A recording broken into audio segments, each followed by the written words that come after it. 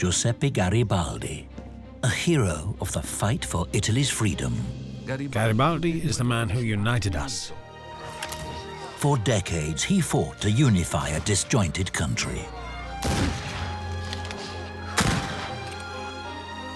In Italy, he's revered in a way similar to a saint. But what did he really accomplish? And how much of his story is myth? He had a good side and a shady side. A revolutionary who manipulated the media. People were incredibly fascinated by Garibaldi in his day. A macho and a ladies' man. He always has a lot of love affairs, but there's something also almost pathological about the number of women he's involved with. He was also far ahead of his time as a champion of political rights for women. A man of many contradictions.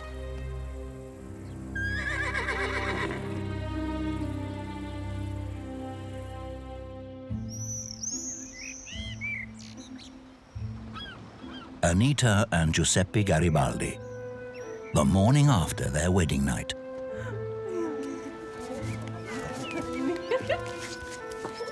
He was sentenced to death in Italy and did the same thing in South America as in his home country, revolution. Anita was born in Brazil and supported his fight against the imperial dynasty in Rio. After 3 years of living in sin, they married. Anita was the love of his life.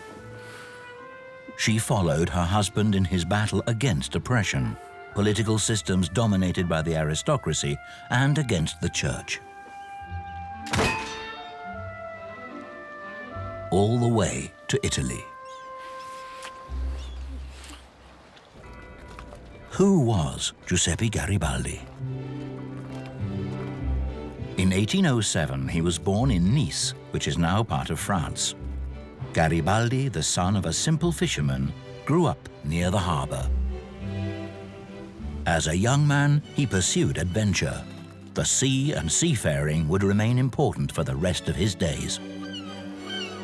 He even drew waves under his signature.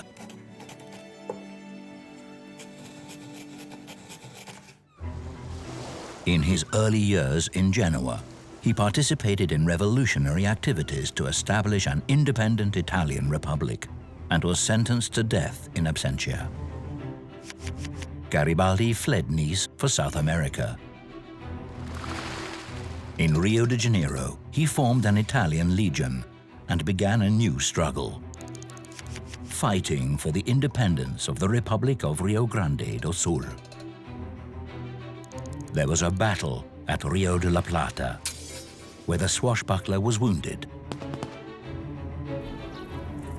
Garibaldi's reputation as a dauntless fighter on the steppes and rivers, in the swamps and jungles of South America, spread across Europe quickly.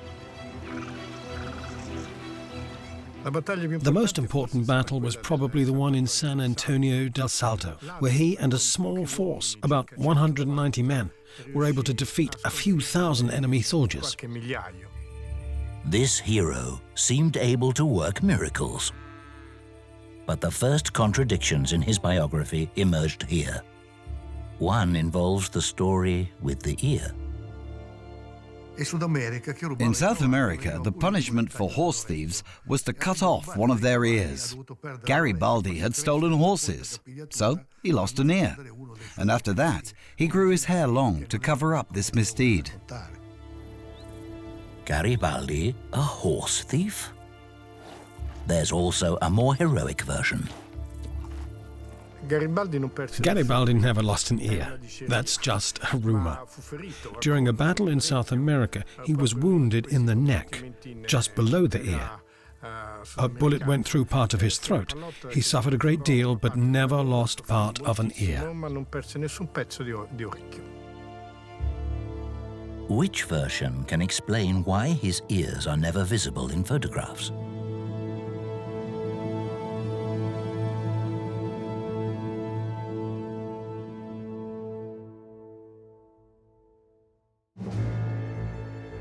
There are a great many legends and contradictions in Garibaldi's biography. It's said that he took part in 67 battles and over 200 duels. His appearance alone was said to convince his enemies to surrender. Astonishingly enough, this heroic man was just 1.63 meters tall.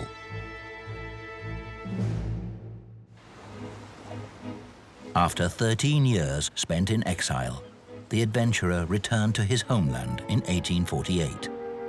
At the time, Nice belonged to the Kingdom of Sardinia-Piedmont, the core of what became modern-day Italy.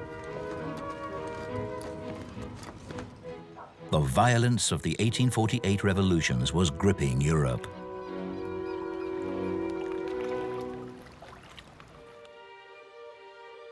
Italy was a fractured land. The King of Savoy ruled Piedmont and Sardinia. The Pope, a territorial ruler, controlled the Papal States, and certain areas were dominated by foreign powers.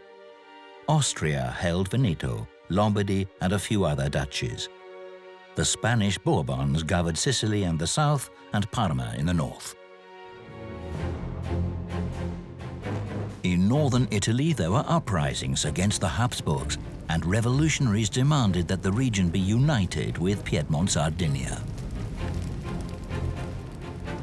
The revolutionaries had their first success in Milan, and the Austrian troops were forced to leave the city.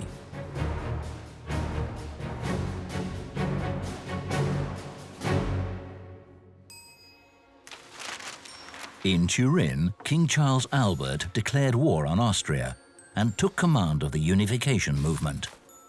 His intention was to fight for an independent Italian state under the leadership of Piedmont-Sardinia. Garibaldi had an audience with the king and offered his service. This very king had sentenced him to death 13 years ago, and now pardoned him. Garibaldi would have even made a pact with the devil so he could achieve his goals, which he shared with a number of Italians. Garibaldi's goal, unifying Italy with Rome as the capital. He approached the king with an insolent demand. Mi permetta di offrire i miei servigi da generale. He wanted to be named general. Charles Albert didn't bother to reply and sent him to a secondary front instead. He was expected to raise a voluntary force in Bergamo.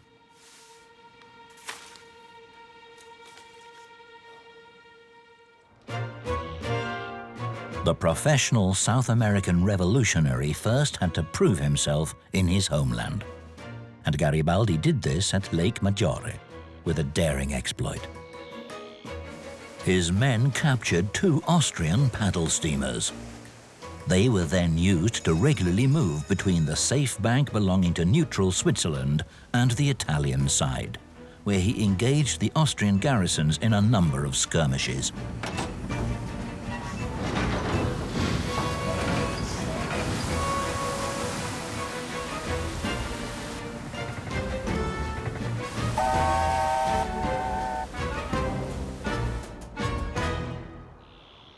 The town of Luino is where Garibaldi underwent a test.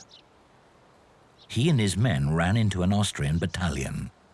A battle ensued, and later accounts of what happened differ. A battle raged, with successes on both sides, and in the end, the Austrian side considered it a deadlock. Of course, the situation was quite different in the Garibaldi myth. This fray or encounter was played up as a great victory. And also as the first battle Garibaldi won on Italian territory. But politically, it had no effect. King Charles Albert lost the fight against the Austrians. In Custozza, his troops were soundly thrashed. The Austrians retook Milan. Piedmont-Sardinia capitulated.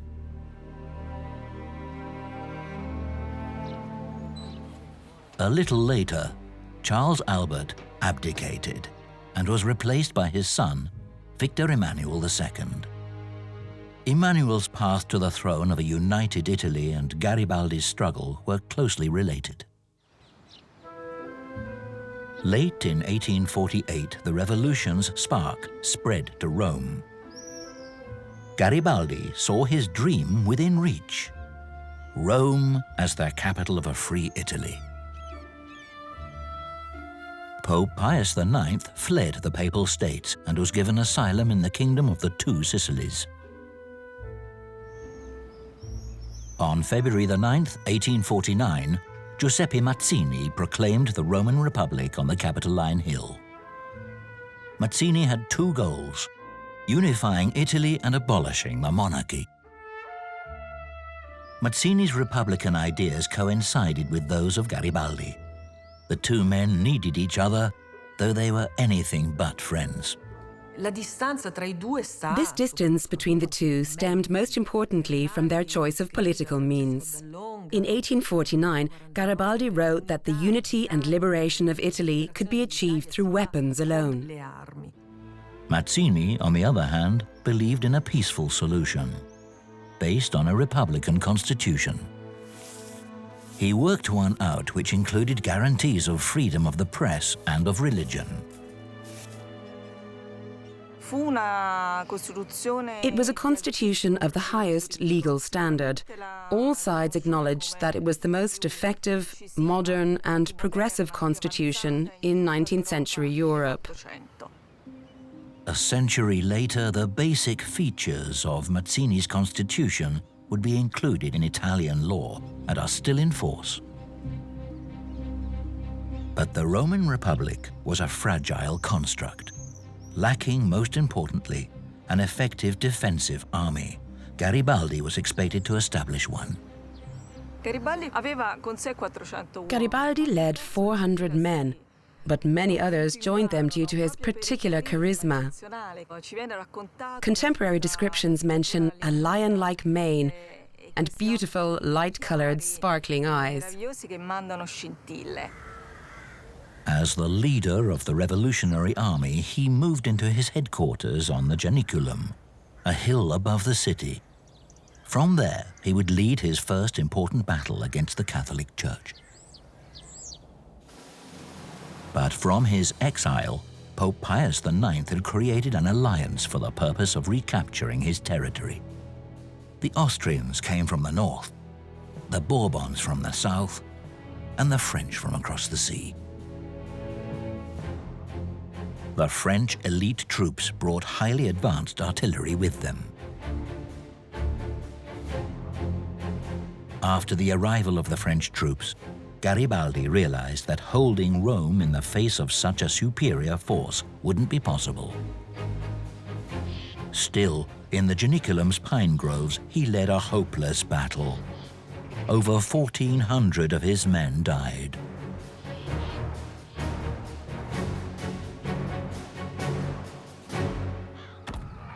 In the final days of June 1849,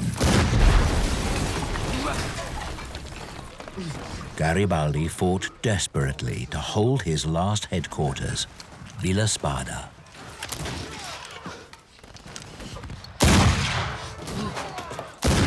At that critical moment, Anita arrived from Nice. Anita! Miei brodi, permettetemi di presentarvi mia moglie. In Alexandre Dumas' biography of Garibaldi, Anita's arrival is described quite dramatically. Garibaldi is rather surprised, embraces her and says, "I introduce my wife. We now have one more soldier for our fight."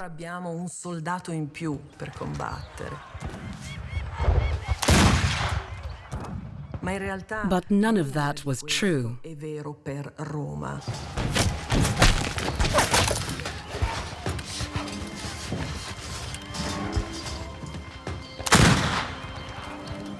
Because Anita was in no shape to participate in the battle.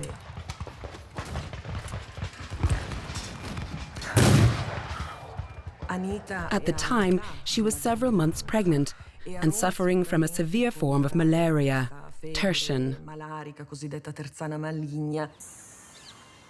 After 2 months of heated fighting, the French managed to take Rome for Pope Pius IX. Mazzini's Roman Republic had collapsed. Garibaldi left Rome in a hurry. His flight to the upper Adriatic was torturous for his seriously ill wife. In his autobiography, Garibaldi glorified the circumstances of their escape with a gleaming description of his wife. Anita wore the shirt of the Legion, men's trousers and high boots of gleaming leather. She asked the woman to cut her hair short to complete her appearance as a man. Anita's masculine appearance was emphasized to underline her moral virtue, her unfaltering valor.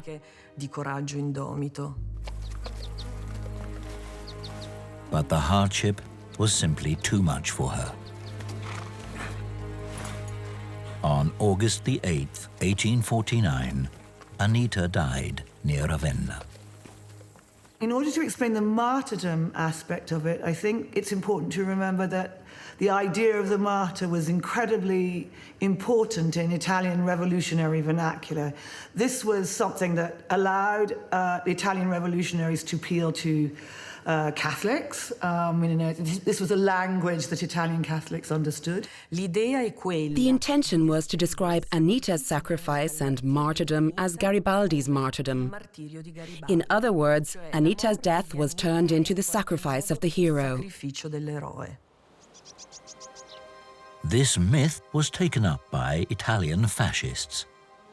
Benito Mussolini had a statue of Anita erected in Rome, dedicated to a woman who sacrificed her life and her child for her husband's fatherland. When Anita died, Garibaldi was, I think, clearly heartbroken. This is sort of, if you read his letters and you see what he does in the years afterwards, this is clearly a man who is in suffering deep pain and sorrow. Garibaldi turned his back on Italy for 5 years and traveled the world's oceans. He wanted to enjoy his independence. In 1855, he returned and, thanks to an inheritance, purchased half of a small island near Sardinia, Caprera. Garibaldi built a white villa there in the South American style. Nothing had changed on Italy's political scene. While priests condemned the godless revolutionary, innumerable women went to Caprera to venerate the charismatic rebel. One of them stayed, Espérance von Schwarz. Espérance had already been married twice and had a son. She was rich, cultivated, very refined, and spoke many languages. She was a writer and a journalist. That these two individuals would meet was virtually unavoidable. Espérance also supported Garibaldi financially. In return, she was permitted to write a biography of him, which appeared before the one by Alexandre Dumas. Garibaldi proposed marriage to her several times. Vuoi essere mia sposa? I was married twice. Non sono fatta per il matrimonio. But she always refused him.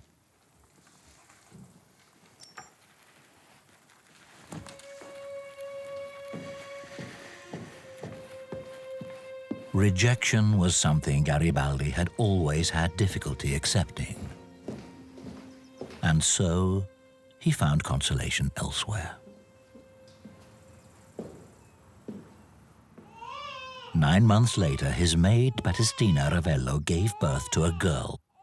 However, Garibaldi wasn't home at the time. Fighting had broken out in northern Italy again. In 1859, Garibaldi defeated the Austrians at Varese. This was a turbulent year for him in every way. His private life is, I mean, maybe a word we could use without being too judgmental, is chaotic. In the summer of 1859, he falls madly in love with this young woman, Giuseppina Raimondi. At the same time, he proposes marriage to two other women. He declares love to another two women and carries on a relationship with this woman, Esperance von Schwarz, who's a German friend of his, and Italian countess called Maria della Torre. So it's like there were women all over the place, and he's kind of declaring love in some way or another to all of them. Ultimately, 18-year-old Giuseppina Raimondi, the daughter of a nobleman who owned a great deal of land, gave in to Garibaldi's romantic efforts and agreed to marry him. While the priest was conducting the ceremony, one of Garibaldi's officers hurried to deliver an important message. Giuseppe, vuoi tu prendere in moglie Giuseppina? Prometti davanti. Would he make it before they said, I do? Nella buona e nella cattiva sorte, in salute e in malattia, di amarla e rispettarla e onorarla finché morte non vi separi? Sì. He was too late. Garibaldi wanted to rebuke the man for disturbing his wedding in this highly unwelcome manner. Sei pazzo. And learned something that he probably should have known before the ceremony. Giuseppina Raimondi was pregnant, and the father was one of Garibaldi's officers. Though Garibaldi had fathered an illegitimate daughter and was himself no choir boy, he had high moral expectations of women.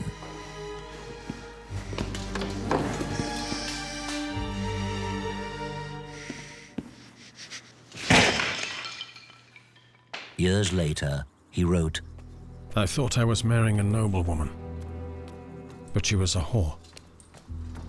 For 20 years, he tried in vain to have this union annulled. At this time, an initial decisive phase in Italy's unification began. Lombardy was annexed to Piedmont, Sardinia, with France's support. Veneto remained under Austria. For its help, France was given Nice and Savoy. Camillo Benso di Cavour, Prime Minister of Piedmont, Sardinia, had agreed to the cession of Garibaldi's hometown. As a result, he became the man's arch-enemy. Shortly after that, Garibaldi prepared for what would be an historical expedition. With a force of over 1,000 men, he left for Sicily in early May 1860. Insurgents against the Spanish Bourbons had begun there. Garibaldi intended to support the rebels. His goal was to fight for Italy's unity, starting in the Deep South.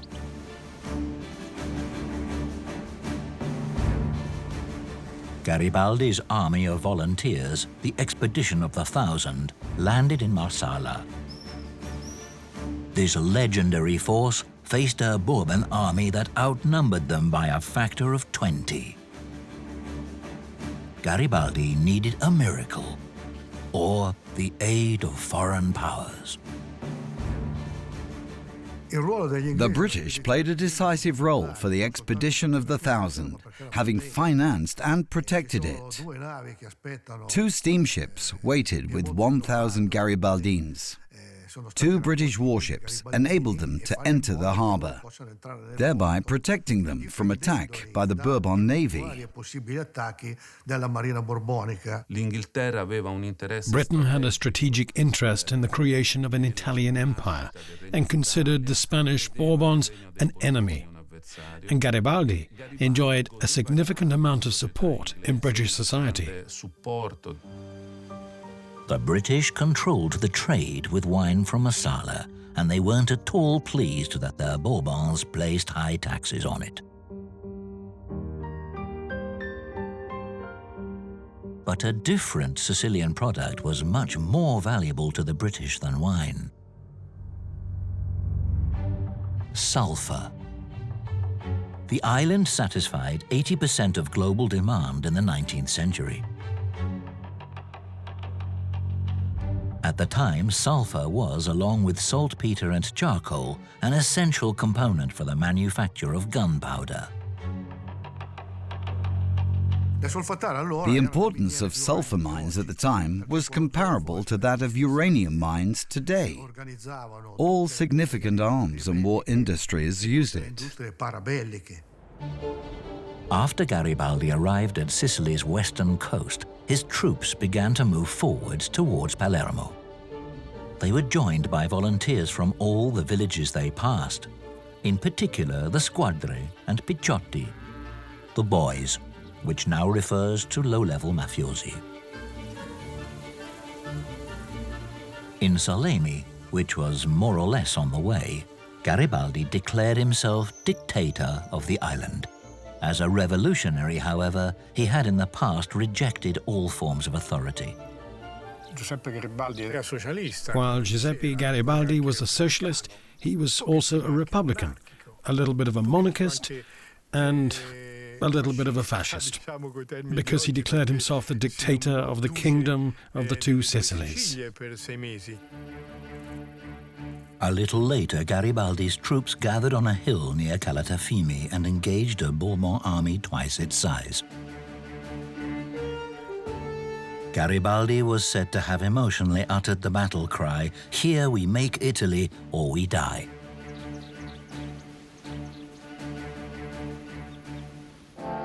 Generations of Italian schoolchildren have learned how they're expected to view this battle. The film Viva l'Italia also told the story of the hero's saga. The Bourbons held the hilltop. The situation was hopeless for Garibaldi. His red shirts attacked anyway and were immediately repulsed.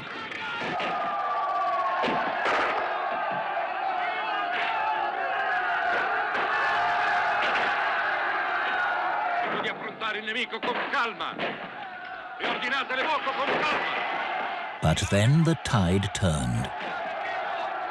With inimitable courage, the Garibaldines began a counter-offensive and forced the Bourbons to retreat.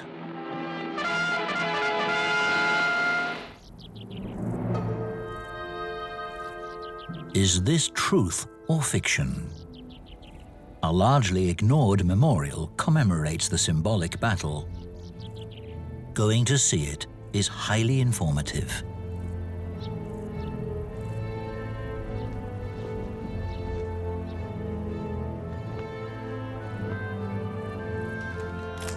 For 50 years, Girolamo Amato has watched over this memorial. He provides an introduction to the most holy place in the history of Italy's foundation. This plaque is dedicated to Garibaldi's fallen men. Something stands out immediately. While thousands took part in this battle, few men were actually killed there. 12 men died during the battle, but the official count was 30. But they weren't all necessarily involved in the battle itself. For example, one of them died of tetanus after being wounded in the thigh. One of his comrades stopped the bleeding with a copper coin, and he died of tetanus as a result. Another was injured in the lower arm, and the surgeon sewed up the wound temporarily. While celebrating the victory, the wounded soldier played the accordion passionately. The stitches were torn open, and he bled to death. This man's counted among the fallen of Calatafimi, although he died 2 days after the battle. 18 others died under similar circumstances. Memorial Guard Girolamo tells a story completely different to the one in the schoolbooks and the film. There were 6,000 Bourbons and nearly 3,000 Garibaldines. Supposedly there were bribes and fraud. A golden ring was offered to the general of the Bourbon army, Landi, who was told that it was worth 14,000 ducats. Landi took it and then ordered his troops to retreat. That won the battle for Garibaldi. But things didn't turn out well for General Landi. The ring was worth only 14 ducats. When he went to the bank to pick up the money, he had a heart attack and died of sorrow.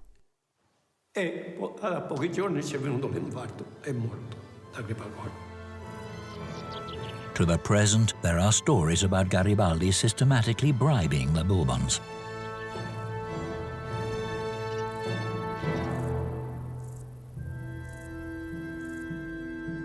His war chest was partly made up of donations from British and North American Freemasons. British women's groups collected funds for Garibaldi, their hero, and even put on charity events. The Expedition of the Thousand. There's proof that British sources provided its financing, but not concerning what the money was actually used for. The receipts were supposedly sent from Sicily to Turin on a steamship. But this ship sank near Capri. Not even small pieces of wreckage were found. This has led to speculation to the present day. An intentional explosion supposedly destroyed the ship and all the records. Garibaldi's followers included journalists, war correspondents, and they revered him. One of them was the female British journalist Jessie White Mario. A member of a wealthy family, she reported on the fighting and social matters.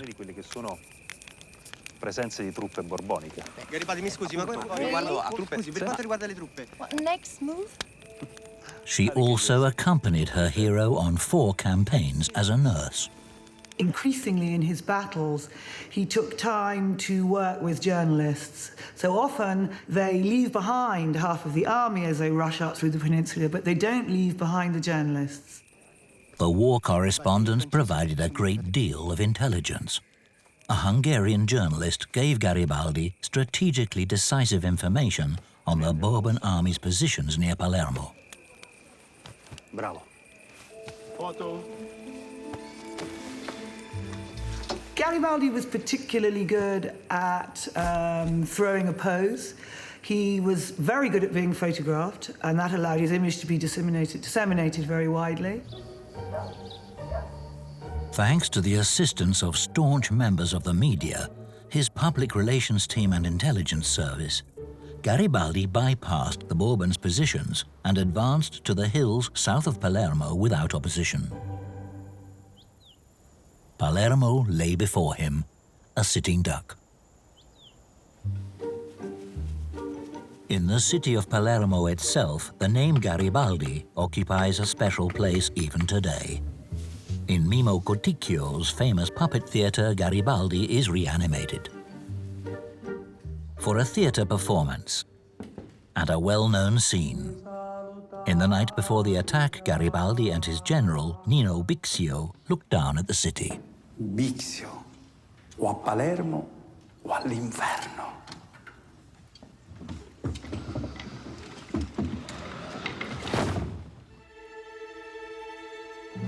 Palermo didn't turn into a hell for Garibaldi. His troops began their attack at the Ponte dell'Ammiraglio.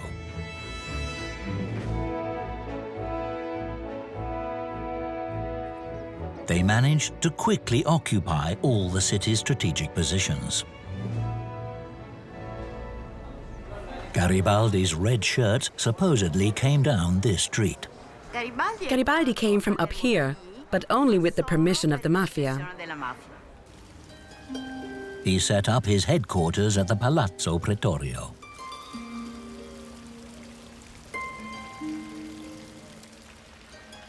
From its balcony, he swore to the population that he would resist the Bourbons. Oggi 27 maggio 1860 Giuseppe Garibaldi con I 1000 cacciatori delle Alpi. For 3 days, all hell broke loose in Palermo. The Bourbon soldiers defending the city were trapped here. They fled through the narrow streets and across the squares. The townspeople had been waiting for this revolution and yelled at them, "The mice! The mice. That referred to the fleeing Bourbons. And then they yelled, "Catch these mice with the cats! With the cats!" Eventually, the Bourbons retreated to the fortress like Castello a Mare and bombarded the city from there. In faraway Naples, Bourbon King Francis II and his Bavarian wife still considered themselves the city's rulers.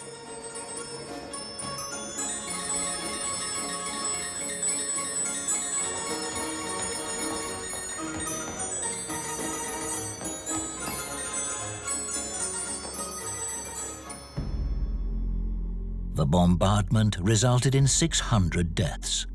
Pioneers in the field of war photography recorded the destruction. The Bourbons were, however, ultimately unable to retake Palermo. After a few days, the world incredulously read newspaper reports that the Bourbon general Ferdinando Lanza had asked Garibaldi for a ceasefire.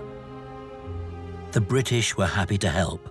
On a British warship anchored off Palermo, Lanza signed the capitulation. His troops left the island without a struggle.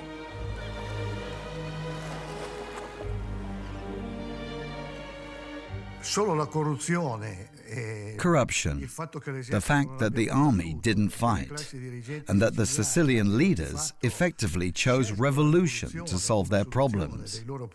That's the only way to explain how this kingdom was destroyed in the relatively short time of 2 months. How could it be conquered without a fight?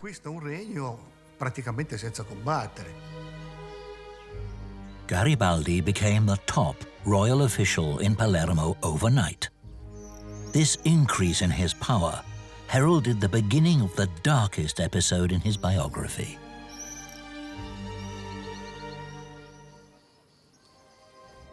In return for taking part in the fight against the Bourbons, he promised land reform to the peasants. And the landless peasants took him at his word. After the Bourbons left, they laid down their arms and occupied large landholdings.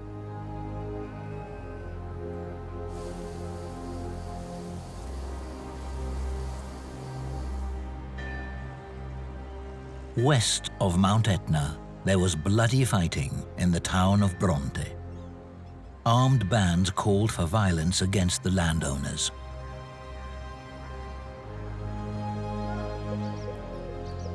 A veritable manhunt ensued. Landowners and their notaries, who were connected to the mafia, were driven through the streets.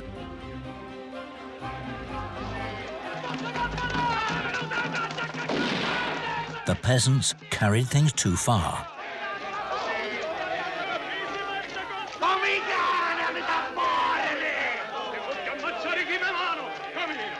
In Garibaldi's name, 15 people were murdered. A number of this manhunt's victims were, however, innocent.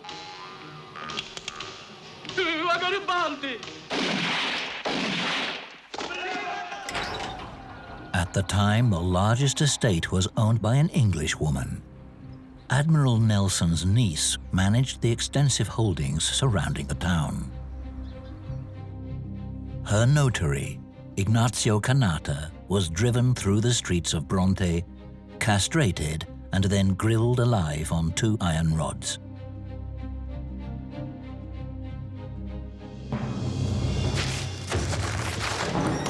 Garibaldi was furious when he learned about these atrocities.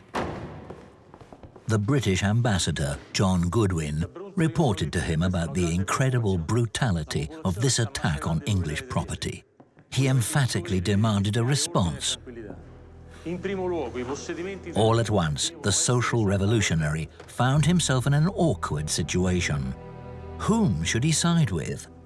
The property owners or those without property? Ultimately, he ordered Nino Bixio to put down the peasants' revolt.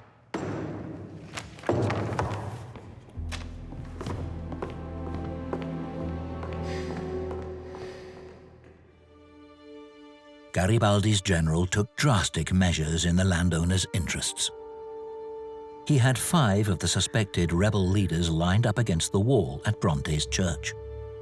Once again, innocents, a mentally disabled man and an attorney, suffered. In the region where the uprising took place, 37 other individuals were sentenced to life in prison.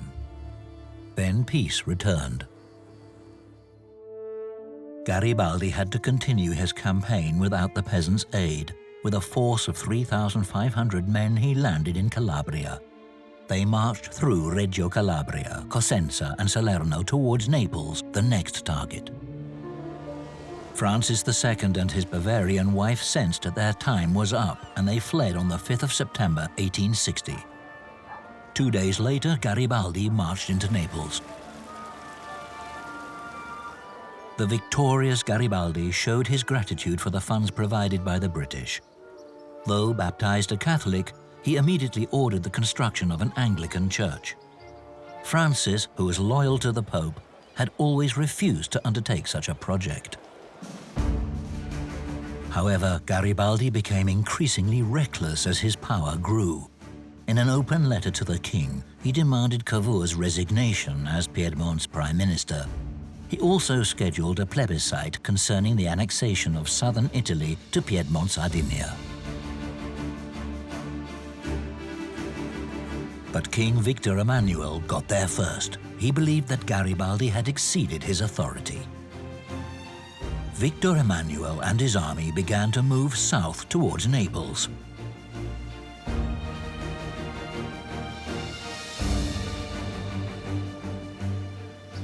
At Teano, Garibaldi and the king had a meeting.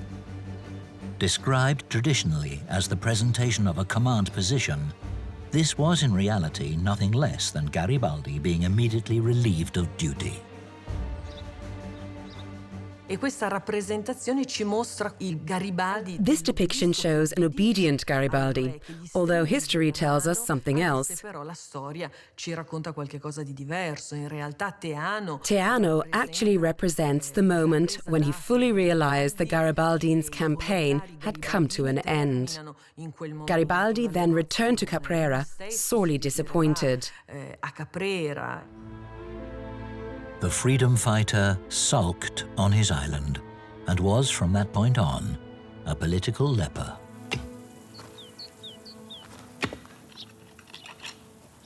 While he tried to grow crops in the rocky soil, Italy was unified, wholly without his involvement.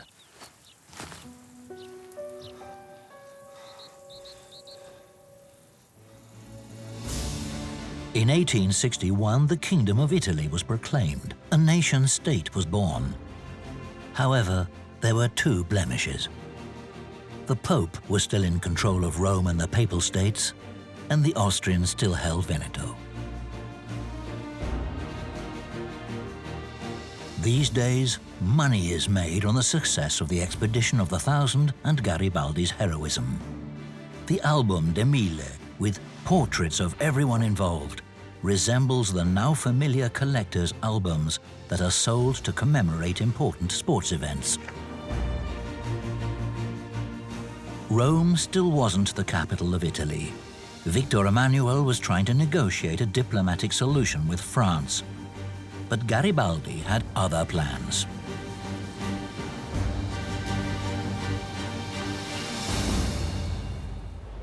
He ignored the political climate. Garibaldi wanted to take Rome on his own. In 1862 in Calabria, he gathered a poorly equipped troop of guerrillas that was supposed to work miracles. Victor Emmanuel was forced to send government troops to stop him. In my opinion, this was a serious development in Italy's history, one that deserves an explicit designation: civil war. At Aspromonte, the government troops cornered Garibaldi's irregular army. He was shot in the ankle, and the royal troops then took him prisoner. He could never have imagined that a fellow Italian would shoot at him. The boot with the bullet hole is considered one of the most important Garibaldi relics.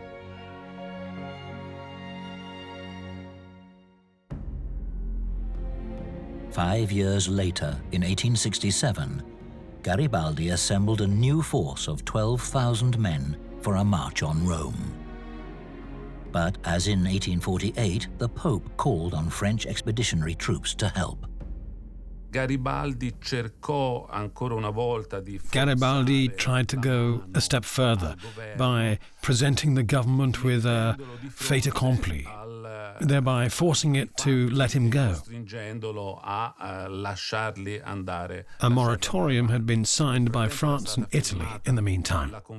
So, Garibaldi's assessment proved to be wrong again in this case.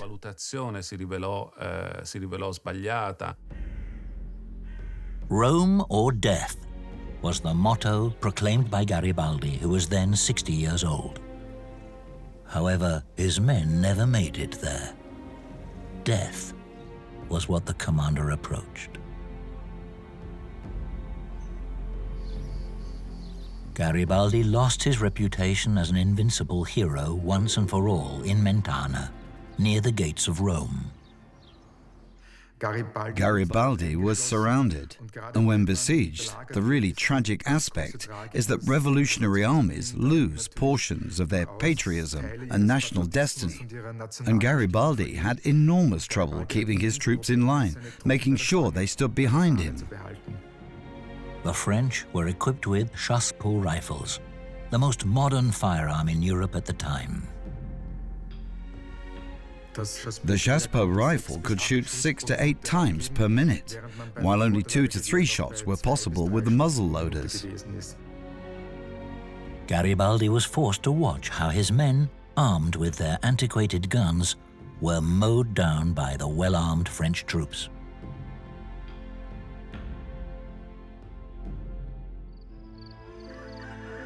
The French finally withdrew from the Papal States in 1870 because their troops were needed in the war with Germany. The goal of making Rome the capital of Italy was now within reach. While the First Vatican Council was in session, Victor Emmanuel had his troops move in, and Rome became Italy's capital.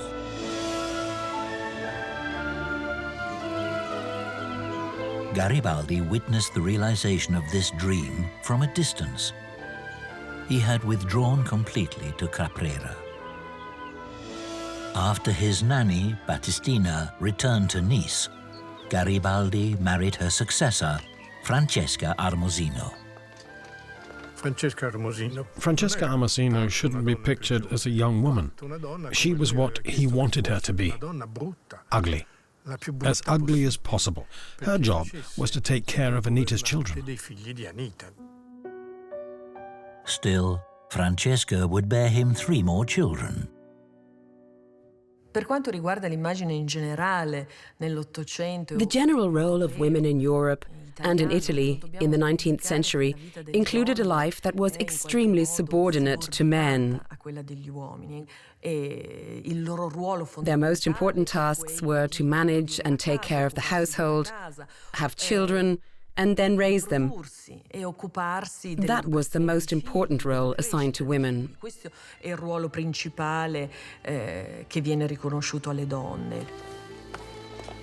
Garibaldi led a bucolic existence on Caprera. 2 of his 4 donkeys were named after his greatest foes, Pius IX and Napoleon III. He lived on the island according to his ideal for all of Italy, a mixture of rural simplicity, a classless society, and sexual freedom, but only for men, of course. His wife did a great deal to maintain Garibaldi's self-made myth. This was also a business. She sold locks of her hero's hair, even clippings of his fingernails and toenails. Although he played the role of the patriarch at the end of his life, Garibaldi's political views regarding women were anything but conservative. Garibaldi pronuncerà un famoso discorso a sostegno. Garibaldi gave a famous speech about the introduction of women's suffrage and offered the following justification: there can be no modernity, no progress, no humanity when half of mankind is enslaved by the other half. Those were very strong words. Quindi sono parole veramente molto forti. His demand for women's suffrage, which was formulated in 1869, only first became Italian law 77 years later. At the end of his life, Garibaldi no longer felt the need for a legacy. His last wish was to be cremated, his ashes scattered. Garibaldi died on June 2nd, 1882, at the age of 75. His last wish was ignored. Garibaldi's body was embalmed and buried on Caprera. And so, in both life and death, the course of events took from him the power to decide. He was an adventurer who wanted to realize his political ideas, a man who fought harder than any other for the unity of Italy.